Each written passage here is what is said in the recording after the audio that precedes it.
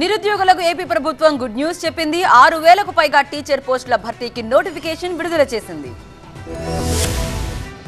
ఏపీలో ఎన్నాళ్ల నుంచో నిరుద్యోగులు వేచి చూస్తోన్న డిఎస్సి నోటిఫికేషన్ విడుదలైంది. ఎన్నికలు సమీపిస్తున్న వేళ 6100 పోస్టులకు విద్యాశాఖ మంత్రి బొత్స సత్యనారాయణ నోటిఫికేషన్ విడుదల చేశారు. ఎస్జిటి పోస్టులు 2280, school assistant 2299, TGT 1264, PGT 215, principal 42 పోస్టులు ఈడీఎస్సీ ద్వారా భర్తీ చేయనున్నారు. ఈ నెల 12 నుంచి డిఎస్సి ప్రక్రియ మొదలు కానుండగా ఏప్రిల్ 7తో ముగియనుంది. ఏపీ డిఎస్సి 2024 పరీక్షతో పాటు ఏపీ సెట్ 2024 పరీక్షకు నోటిఫికేషన్ రిలీజ్ చేస్తున్నట్లు ప్రకటించారు మంత్రి బొత్స సత్యనారాయణ.